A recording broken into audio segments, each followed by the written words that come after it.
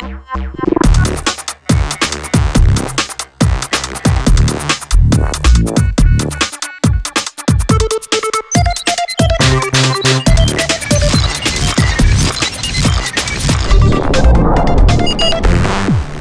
techniek. Nou ja, dat zeg je maar.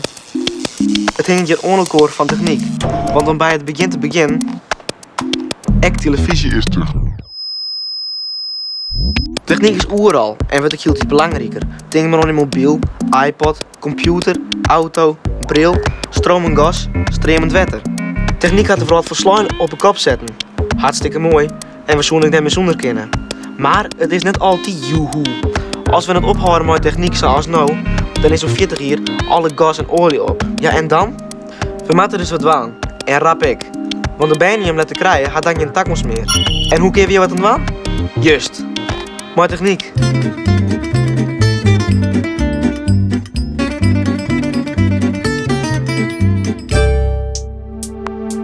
Wat de techniek veroorzaken had, dat moet de techniek ook weer oplossen. Of spelen. Want een dreigje tekort aan energie vreegt om nieuwe vormen van energie. Energie. Wetsers brengt bedrijven, squallen en universiteiten bijeen die together onderzoek doen naar wettertechnologie. De bedrijven jouwen onwetsen verlet van haar en wetsers zieken er de juiste mensen bij die te doel hebben. En terug met het aan onderzoek kan de ingenieur aan een hegere dokterstitel komen en zelfs dus ook weer via de komen met haar carrière. Een win-win situatie. 4 jaar lang ben je bezig met één project. Wat bestaat uit verschillende delen, dus daarom is het ook niet saai of iets dergelijks. Maar gewoon ja, dat je daar 4 jaar lang mee bezig kan zijn en het uiteindelijk helemaal kan afsluiten met een proefschrift, ja, dat is uniek. Ik vind het hartstikke leuk om het proces echt van binnenuit te bekijken en wat gebeurt er nou precies. Dat je ergens aan werkt wat een bijdrage kan hebben aan de maatschappij. Of dat je straks ergens rijdt in je autootje en dat je zegt van nou, ik heb vroeger meegeholpen om dit proces op te zetten. Friesland had een soort kennis op het gebied van wettertechnologie en Ljouwert liep het nou het kenniscentrum van Nederland te worden. Een van de grote projecten had de naam Blue Energy. Dat is het opwekken van energie door zwiert en zoutwetter van elkaar te skieren. Dat kan met membranen, een soort filters. Kijk, dit is zo'n membraan, dat is een flinterdun. Hier komt dus het zoute water langs, het zoete water langs. En het zout, in dit geval, dat bestaat uit opgeloste deeltjes. Zowel positieve als negatieve deeltjes. En die positieve deeltjes kunnen hier doorheen. En we hebben ook een ander typeje, die heeft een iets ander kleurtje, maar daar gaan alleen de negatieve deeltjes doorheen. Nou, en als we dan zeg maar dat zoute water en dat zoete water aan allebei de kanten van de membraan hebben, en aan deze kant ook weer, dan gaan alle positieve deeltjes die kant op en alle negatieve deeltjes die kant op. En dan hebben we eigenlijk een stroom gemaakt. Dat kunnen we omzetten naar elektriciteit. Per megawatt praat je dan over 1 vierkante kilometer. Alleen, dat is niet zeg maar dat je dan een grote vlakte voor je moet zien. Maar dat stapel je op elkaar natuurlijk. Dat heet stekken. En we hebben hier wat voorbeelden van hele kleine stekjes staan. Maar je kunt ze ook heel groot maken. En dan kun je ettelijke duizenden vierkante meters kun je in een kuub kwijt. Het is een kwestie van goed stevig in elkaar stapelen. Het doel van wetsers is om in het jaar 2020 maar liefst 200 megawatt aan stroom op te wekken. Dat was het wel bij kwamen te zongen aan de Aarsludiek. Maar 200 megawatt kist alle huishoudens in Friesland, Greensland en Drenthe van stroom voorzien. Zo just maar weer wat we met technologische kennis bereiken kunnen. Wat denk je me nou? Dat je hem de smarrige hand van krijgt? Of dat het hem in verzint? Of ze is die orden van... Ja, dat is een linie van jongens, of ik won die net zo goed leren kennen. Nou, dan haast het weer eens mis. Ze binnen oud, skop ze en vertel ze hoe het nou echt zit. Want de tien meer verloren. Mede door techniek. Want we kunnen wel al hier econoom worden, maar de beste econoom zou zeggen, ik kies voor techniek. Want wij er meer van binnen, daar hebben we het meest geld verdienen. En er valt zeker heel te verzinnen. Zelfs wielens die stuurt je al. Bij de NHL kiest, als het kiest voor de richting scheepsbouwkunde, in die opleiding ekkel on het werk. Betellen. Bij Friepak in Snits. Friepak Yachting ontwerpt lietse en grote jachtboten. Ze zitten zo om vakbekwame mensen te springen dat ze studenten van de NHL betellen werk aanbieden als aanvulling op de studie. Het project had de naam Scholarship. Dat is Engels voor studiebeurs. Scholarship, een toepasselijke naam voor deze bouwer van jachten. Ik zit 4 dagen in de week op school en 1 dag in de week loop ik hier stage. We zitten er gewoon voor een veel langere tijd. Je kan echt meelopen met projecten. Met een stage krijg je meestal een kleine opdracht. Zo leren wij in de praktijk gelijk dingen op te pakken. En de dingen die we op school leren kunnen we toepassen hier. Je leert sneller, want je past de theorie toe in de praktijk. Je kunt ook een bijbaantje nemen, maar nu heb je een bijbaantje waar je gelijk mee bezig bent in de praktijk. Nou loop je echt mee met projecten, dus je komt tegen problemen, loop je aan. De klant wil iets anders, noem maar op. Je draait veel meer mee. Je hebt een kleine vergoeding hiervoor, dus je kunt je opleiding hiervan betalen. En daarnaast leer je gewoon heel veel. Wij krijgen een standaard bedrag per maand hiervoor. Een soort stagevergoeding kan je het eigenlijk al zien. Dus in dat opzicht financiert het bedrijf je studie. Voor Freepak heeft het voordeel dat dat je dus ook een echte verbintenis met zo iemand aangaat. Ook wel een beetje met als doel afronden van de opleiding. In ieder geval een bepaalde periode bij het bedrijf te blijven werken, zeg maar. En dat liep het geen straf als sjuchts wat voor prachtige boten er maken worden. Freepak ontwerpt de boten, maar eerst praten ze vanzelfs met de klant om u te zieken wat te zien of haar wensken binnen. Meest binnen dat rieke zakenlui en somtijden zelfs vernieuwde popsterren. En die hebben zelfs de gekste wensken. Uiteindelijk zie ik het Freepak de juiste mensen om de boot te bouwen. De grote boten kosten miljoenen. Wat voor ontwikkelingen binnen te verwachten in de jachtbouw van de toekomst? De vormgeving van de jachten, daar is ook wel een trend gaande dat wat meer futuristisch gaat worden. Dus dat je minder het uiterlijk hebt van een conventioneel schip of jacht, maar meer gaat naar futuristische vormen als hele strakke jachten waar je eigenlijk nauwelijks meer een schip in herkent. Mensen willen niet meer de diesels erin hebben staan. Ze willen grotere jachten, denk ik, exclusiever, meer innovaties erin, meer gadgets, zal ik maar zeggen. Het moet anders zijn dan die van de buurman. Ja, dat soort aspecten komen heel goed terug, denk ik, straks. Toch had Matthijs het meeste nog onder wat lietsere bootjes. In een half jaar tijd bouw je een compleet schip op een computer. Waarna het jaar daarna het schip wordt afgebouwd. En dus echt een stukje van jezelf krijgt te zien.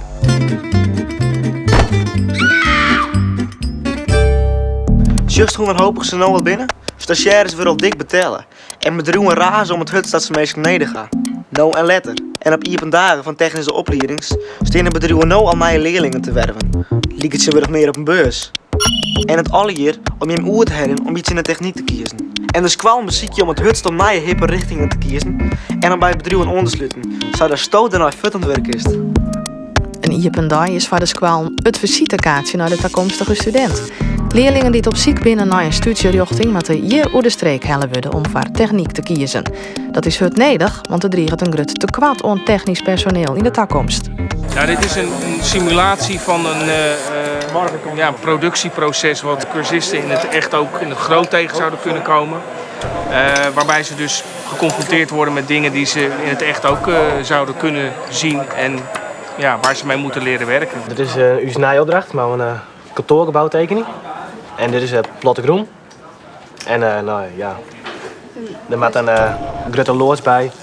En dan maken we de installatietekening van de tekening en alles berekenen. Hoe sterk alles wees moet, wat voor ijzer. Hoe het indeeld worden maten zijn. Het is gewoon heel breed geworden. Wat wel weer dan met de details tekenen van hoe de ondersluiting komen met en zo. Deze die kan de zwarte lijnen volgen. Dan kan zijn eigen bal opzoeken. Dan kan de bal tegenhouden als hij aankomt rollen. Je leert ermee programmeren. Ik ben radiocentamateur en ik probeer op een digitale manier verbinding te maken met andere mensen. Bij mechanica of bij metaal of zoiets, dan heb ik altijd iets tastbaars. Nou, dat is hier eigenlijk niet. Wat in de elektronica gebeurt, dat kan je als het ware niet zien. Je kan het alleen maar meten. Het imago van techniek is oud, voor mijn gevoel. Dus zwaar en dat is het allemaal niet meer. Het is heel schoon geworden, ook veel meer met computers. Techniek is te gek. In die zin dat je dingen maakt die functioneel zijn. En die voorzien in een behoefte.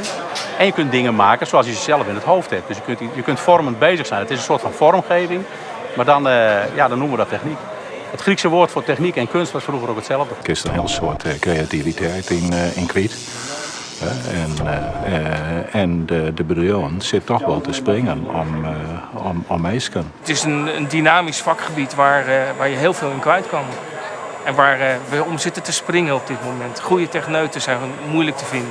De bedrijven hadden er heel veel belang bij dat de jongeren kiezen voor deze opleiding. Kies voor techniek, dan kies je voor een goede toekomst. De kans op werk is heel groot. De grote vraag naar technici had ervoor zorgen dat de gearwerking tussen squallen en bedrijfsleven hield iets beter wordt, zodat opleiding en praktijk goed bij elkaar aansluiten. Er zijn dan ook een soort bedrijven te vinden, maar demonstraties om te leren hoe leuk al techniek wezen kan. Samen met het Friesland College proberen we toch prestaties deel te zetten, opdrachten van het bedrijfsleven op de squallen zelf. En daar toch ik jongelui enthousiast te krijgen voor hoe het in het echt gaat. Een aantal van de jongens die hier naar squallen gaan, die rennen bij mij stage en ik lees het vak elektronica. Het meisje van deze geavanceerde printplaten, dat is bijna al je machinewerk. En die worden met een machine in elkaar zetten, er komt hartstikke geen handjes meer rond de pas. Maar dat er dan geen handjes meer rond de pas komen, wat voor werk dost dan in de elektronica? Het bedrijf dat Brand Visser verwerkt is Newways in Ljouwen. Newways maakt het elektronische onderdelen zoals printplaten voor bigelijks telefooncentrales, afstand met chimbere slotten voor machines, voor legertanks en zelfs voor Astron, het Nederlands Instituut voor Radioastronomie. We maken hier de printplaten in opdracht van klanten. En die printplaten die kregen wij binnen als kele print. En wij bestukken, dat is het monteren van onderdelen, we bestukken de printen deels machinaal en deels met de hand. Van alle printplaten die hier in de fabriek maken, gaan we de eerste helemaal met de hand maken. Dan komt het ongeveer op del. Dat is dus dagelijks werk. Ja, en dit is mijn werkplek. En naast dat duistige werk onderhoudt Brand Visser de contacten met squallen en begeleidt de stagiaires. Die werk je van Newways, maar mag je ook een deel van de tijd besteed je aan een eigen project of onderzoek. Ik ben momenteel bezig met een klein printje met de module erop die met nog andere modules kan communiceren via een draadloze verbinding. En dat kan dan aangestuurd worden via de PC. We gaan ook veel naar LAN-parties toe en we wouden een beetje daar het ding laten rondzweven. En wij zullen even in het bedrijf rondzweven. Het is belangrijk dat de ruimte stofvrij is, van de wie te pakken. Hier en daar zorgen we nog een oude machine, want de hele oude printplaten moeten nog wel eens vervangen worden. Maar het meeste is werk op een millimeter. Machines die printplaten maken, testapparatuur. Het hield iets lietser en het kan hield iets meer. De techniek veroordeelt continu. En ontwikkelingen gaan ook hield iets huller. Wat deze machine doet is heel snel meten. Controleren of alle componenten de juiste waarde hebben, goed geplaatst zijn. Om ze vervolgens naar de volgende test te kunnen doen. Dit is een, ik ben hem aan het repareren. Dit is een soort passcanner. Dat hebben we nog voor de ingang van de door bijvoorbeeld. Zit hier en daar wat foutjes op en die ben ik nog dit ziek in. Als die verder groeien wordt, dan ken het wel. Nou, dan een klasgenoot van mij die is hier middels engineer worden. Nou, zulke dingen en wat, ken wel. Als het wordt, dan ken het best. Een telefooncentrale vroeger, dat was ongeveer groot als deze hele ruimte hier. Dat is nu alleen nog zo'n kostje. En die staan er meerdere in één rek. Maar de uitvinding van de telegraaf in 1843 is het voor het eerst dat een brief versturen kerst zonder het brief echt te versturen. Het woord telegraaf komt uit het Grieks. Tele is 4 en graaf schreeuwen. 4 schreeuwen dus. Maar de komst van de telefoon in 1876 kende voor het eerst praatwoorden terug meesken die net op hetzelfde plak binnen. Tele is 4 en phone is jerre. Het binnen de eerste stappen naar de vooruit van de communicatie dat we nu middenin zitten. Het bedrijf Newways maakt het zo'n kwaad onderdeel van de firma Astron voor het zogenaamde LOFAR-project. Dat is een radiotelescoop met een terugsnede van 350 kilometer. Het centrum ligt in Borger in Drenthe en de telescoop rint daarbij uit tot de Deense grens. Je mag ze radiosignalen ontvangen uit de ruimtewaai. En dat is heel belangrijk voor ruimteonderzoek. De LOFAR-telescoop had een snelheid van 20 terabyte per seconde. Dat is alle informatie van 4000 dvd's in 1 seconde. In deze animatie just 2 radiopulsars. Er binnen oerbleeuwsels van sterren die aan de eind van haar leven ontploft binnen. Pulsars draaien heel snel in de ruimte en vormen daarmee een soort van vuurtoren in het heelal.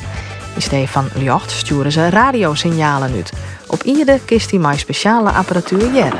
Radiopulsars zijn sterren die heel veel radiostraling maken. Dus als je een radiotelescoop hebt en je zoekt de hemel af, dan zie je soms een hele felle bron. En dat zijn die nieuwe radiopulsars. En Westerbork kan dat heel goed. Wetenschappers houden de radiotelescoop goed in de gaten. Ze vanuit Westerbork intussen 3 pulsars voelen. Maar en hoor, binnen zo'n 2000 bekend. Astronomen vinden dat belangrijk omdat ze er een protte van leren over het heelal. Radiopulsars zijn van alle dingen in het heelal de zwaarste sterkste zwaartekrachtsterren die we kennen. En die vertellen ons dus wat over hoe het heelal ontploft is in het begin. Hele extreme dingen die je in een laboratorium op aarde nooit kunt maken. En dit is onze enige manier om te begrijpen hoe dat soort materie in het heelal voorkomt. De onderzoekers verwachten nog volle meer pulsars te vinden, nou een nieuwe methode blijkt te werken. We hebben nu voor het eerst al die Westerbork-telescopen aan 2 grote supercomputers gekoppeld. En daarmee kunnen we veel scherpere plaatjes maken van de hemel. En dus ook nieuwe dingen ontdekken. Heel veel nieuwe dingen. Dit zijn er misschien maar 3, maar er volgen er zeker honderden, misschien wel 1000. Er zijn nog 100.000 pulsars die wachten op ontdekking. Astron wil in 2009 de nieuwe LOFAR-telescoop in gebruik nemen. Je mag dus nog grotere stukken van het heelal aanzocht worden. De komst van de radio in 1894 is een wiere revolutie. Voor het eerst krijgen mensen bakken informatie de huiskamer winnen. Ze weten heel iets meer. Daarom is de radio in de Tweede Wereldoorlog zelfs verbinden. Na die oorlog komt de televisie op en dan gaat het. Nou, ik heb net al in de hele wereld jaren, maar ik sjen in de huiskamer. Tele is dus 4 en visie is sjen. De mensen weten heel iets meer, de vrouw wordt heel iets lietser. We willen alles weten. Dat is dus het uiteindelijke doel van techniek. Alles weten en beter weten. Waar wit communiceren wij over 20 jaar van mijn boetenaardse levensvormen nu dit heelal. Wist het net. Want de techniek had dus wel vaker verbaasd. Maar telefoon, radio, televisie, internet. Misschien bouwen we over 100 jaar wel bregen naar de toekomst. Nou bouw ik even een bregje. Want bregen bouwen, daar hebben we goed in. Vooral hier in Friesland. Maar al wat wetter. Dan is maar één ding dat telt, er net terug in een zakje. De Boer en de Groot in Haas is een ondernemingsbedrijf in groen, waai en wetterbouw. Onderdelen, werkmeesken, zo kost je alle keer yield. En een ondernemer ziet het uit wat een opdracht het goedkeepst uitvieren kan. Ze berekken in Bigeliks wat de renovatie van een bregen kost. Hendrik Jan de Haan studeert aan de NHL richting civiele techniek. Mijn stageopdracht is zo volle mogelijk meenemen in de ondernemerij. Dus van uitvoering en in de werktarering. Nou, en calculatie en neem alles maar op. Dit gaat door renovatie van een brugdek in Burgum. En we hebben dus een bestekstekening. En je ziet hier een leuning zat er een hoofdstje. En die leuning die moet wat dan verhogen worden. Die moet namelijk wat hoger. Er moet dus van alles om gebeuren, zoals roest verwijderen en opnieuw verven. Er moet wat meer staal bij. Nou, en dan berekenen we dus de hoeveelheden van allerhande materialen, van bevestigingsmiddelen, hout, dekplanken, slietlagen. Die zet je om in prijzen en dat is dus werk in wat calculeren. En de computer gebruik ik van heel soort voor het werk. Nou, die ga ik eigenlijk de hele dag aan. Hier ga ik een tekening maken. En dan gaat er om een tekening van hoe het naaiwerk eruit komt te zien, zodat er weer een periode mee kan. Bij het maatje van Bregen komt nog een heel soort sjen. Teunis van der Veen zit in de beton. Hij had na zijn mbo-bouwopleiding ook nog de opleiding SPWN dien in Mierlo bij Eindhoven. Nu is hij dwaande mijn wc-hokje bij de Bregen in werking. Dat hokje wat je naast zit, dat is nog maar de gang binnen, dat komt hier nog op te staan. Het hout wat je zit is eigenlijk de mal.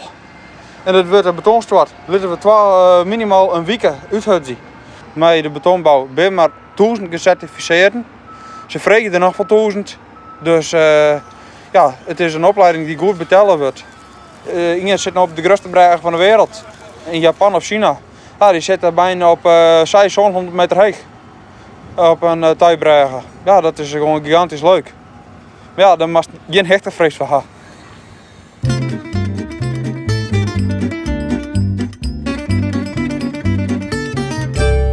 In 1971 komt de microprocessor. De computer bestaat al, maar wordt nou ook bereikbaar voor de gewone mens.